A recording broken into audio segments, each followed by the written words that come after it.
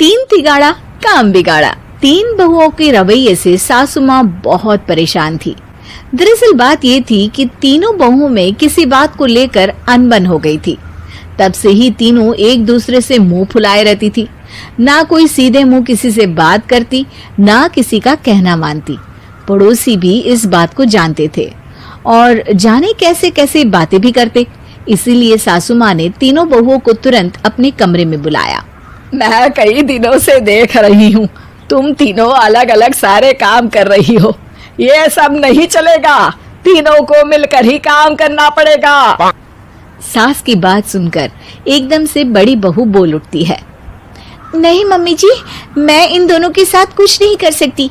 मैं इस घर की बड़ी बहू हूँ, फिर भी ये मेरा कहना बिल्कुल भी नहीं मानती।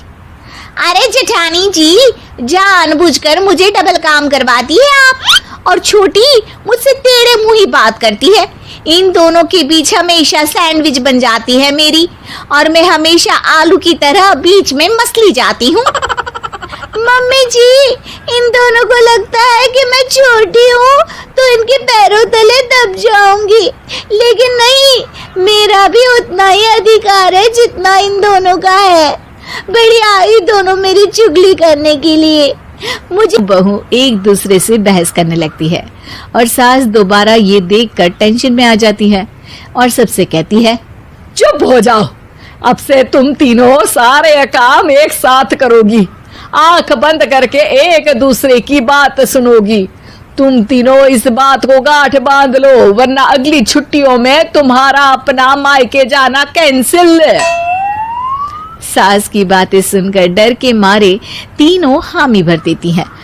जी मम्मी जी, मैं समझ गई। हाँ मम्मी जी, जैसा आप कहें। आप जो कहेंगी मैं वही करूंगी। तीनों बहू सास की बात को गांठ बांध लेती है और वादा करती है कि अब से सारे काम वो तीनों एक साथ मिलकर ही करेंगी। ये सब देखकर सास खुश हो जाती है और वहां से चली जाती है।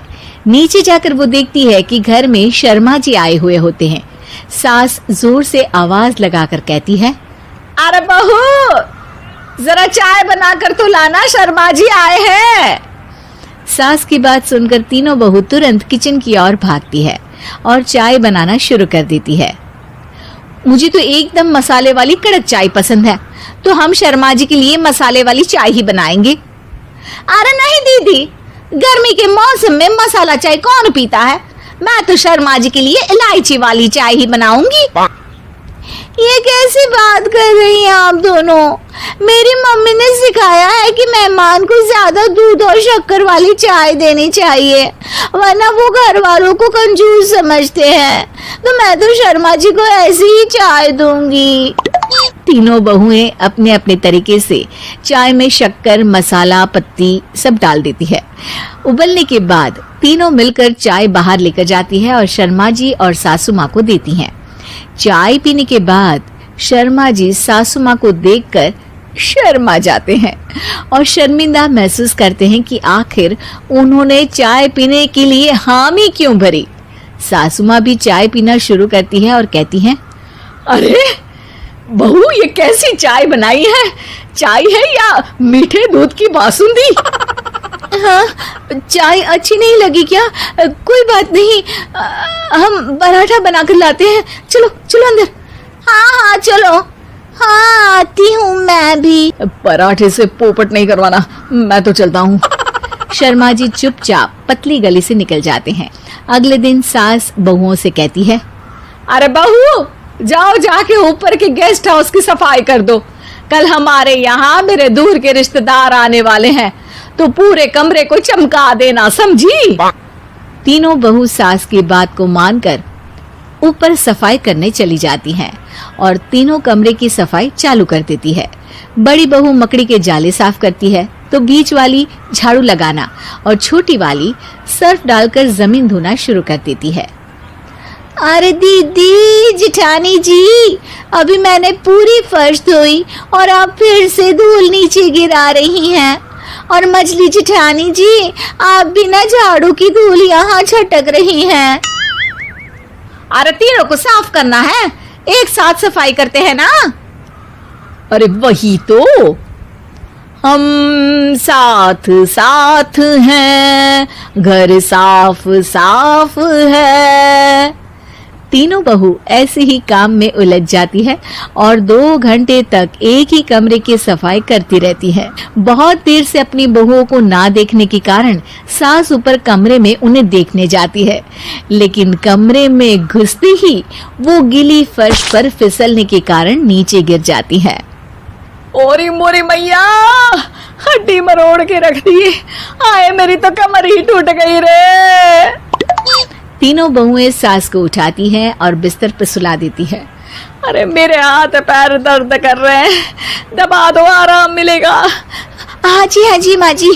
अरे जी माँ जी। और तीनों बहुएं एक साथ हाथ को दबाना शुरू कर देती हैं। माँ की तो चीख ही निकल जाती है और नतीजा ये होता है कि सास के बचे हुए शरीर में भी दर्द उठ जाता है। हाय राम, ये क्या कर दिया तुम तीनों ने। अरे मेरी तो किस्मत ही फूटी है कि तुम जैसी बहुएं मुझे मिली। हे भगवान, पूरे शरीर में दर्द बढ़ गया है। अब तो पता नहीं कि चल भी पाऊंगी या नहीं। माफ करो, मुझे गलती हो गई मुझसे कि तुम तीनों को एक साथ काम करने के लिए बोला। सोचा था तीनों मिलके अच्छे से काम करेगी, लेकिन बड़े बुजुर्ग सही कहते थे कि 3 तिगाड़ा काम बिगाड़ा। तुम लोगों ने ये बात ना आज साबित करके दिखा दी।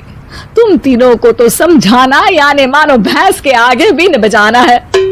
तुम्हें अकेले अकेले काम करना है ना, तो अब से तुम अकेले ही अपना अपना काम करो। तीनों बहुएं वहां से जाने लगती है। अरे कहाँ जा रही हो? आप ही ने तो कहा कि अपना अपना काम करो, तो मुझे मुल्तानी मिट्टी लगानी है। अरे मुझे भी तो नेल पॉलिश लगानी है। मुझे ना मेहंदी लगानी है। सास अपना सर क्या माँ जी? क्या माँ जी? क्या माँ जी?